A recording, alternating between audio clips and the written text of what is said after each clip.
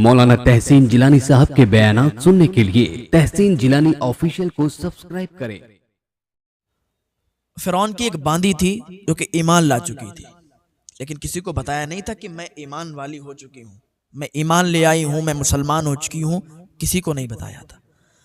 ایک دن کیا ہوا کہ فرعون کی لڑکی کے یہ باندی بال کاٹ رہی تھی، کنگھی کر رہی تھی، تو کنگھی ہاتھ سے چھوٹ گئی، زمین پر گری تو باضابطہ منہ سے نکل گئی یا اللہ۔ جب یا اللہ نکلا تو اس کی بیٹی کھڑی ہو گئی، فرعون کی بیٹی کھڑی ہو گئی اور کہنے لگی ارے تو میرے باپ کو رب نہیں مانتی؟ اس نے کہہ دیا کہ میں تیرے باپ کو رب نہیں مانتی، میں اس رب کو مانتی ہوں جو تیرے باپ کا بھی رب ہے، میرا بھی رب ہے، محل میں جتنے لوگ ہیں سب کا رب ہے، میں اس رب کو مانتی ہوں۔ فرعون کی بیٹی نے جب اتنا سنا بھاگتی ہوئی فرعون کے پاس گئی۔ فرعون کی بیٹی نے فرعون سے کہا کہ تیری باندی اور تجھے رب نہیں مانتی، تجھے مانتی نہیں، وہ کہتی ہے میرا وہ رب ہے کہ جو تیرے باپ کا بھی رب ہے، موسیٰ اور ہارون کا بھی رب ہے، ساری کائنات کا رب ہے، میں اس رب کو مانتی ہوں، تیرے باپ کو رب نہیں مانتی۔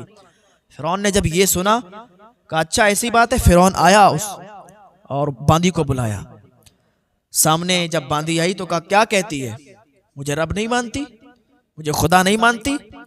تو جب فرعون نے اتنا کہا اس نے کہا نہیں، میں تجھے رب نہیں مانتی، میں تو اس رب کو مانتی ہوں جو موسیٰ اور ہارون کا رب ہے، جو ساری کائنات کا رب ہے۔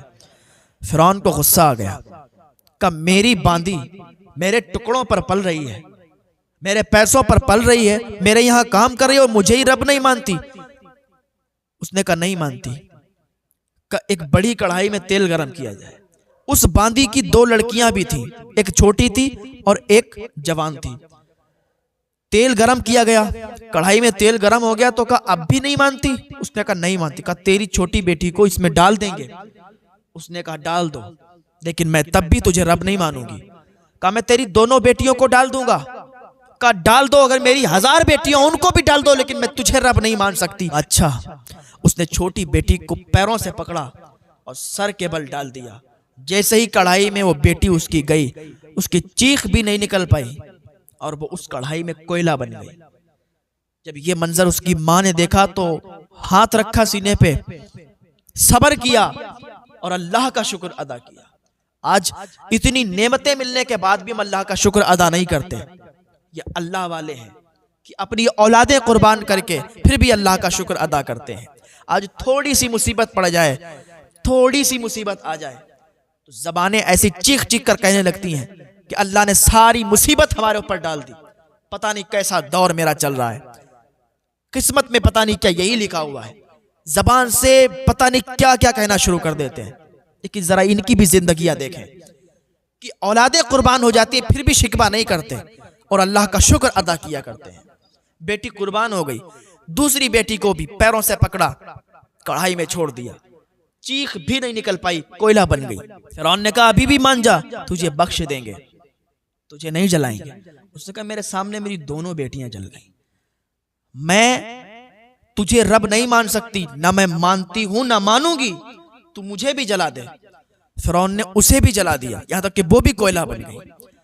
تو یہ ایمان ہوتا ہے پختہ ایمان، جان تو چلی جائے گی پر مصطفیٰ کا دیا ہوا ایمان نہیں جا سکتا۔ جان تو جا سکتی ہے پر حضور کا دیا ہوا ایمان نہیں جا سکتا۔ وہ کسی شاعر نے کہا تھا کہ جو جان مانگو تو جان دیں گے، مال مانگو تو مال دیں گے، مگر یہ ہم سے کبھی نہ ہوگا، نبی کا جاہو جلال دیں گے۔ یہ بھی کوئلہ بن گئی۔ معراج کی رات جب حضور تشریف لے جا رہے تھے نا تو خوشبو محسوس ہوئی۔ حضور نے جبریل سے فرمایا جبریل یہ خوشبو کیسی ہے؟ تو جبریل نے واقعہ پورا بتایا اور اسی قبر پر حضور گئے، کہ حضور یہ انہی ماں اور بیٹیوں کی قبر ہے کہ جنہوں نے فرعون کو رب نہیں مانا تھا اور کہا تھا میرا رب موسیٰ اور ہارون کا جو رب ہے وہی میرا رب ہے، تو میرا رب نہیں ہو سکتا۔ جب کوئی اپنی زندگی کو یوں فنا کر دیتا ہے تو پھر اسے یہ مقام ملا کرتا ہے۔ مولانا تحسین جیلانی صاحب کے بیانات سننے کے لیے تحسین جیلانی آفیشیل کو سبسکرائب کریں۔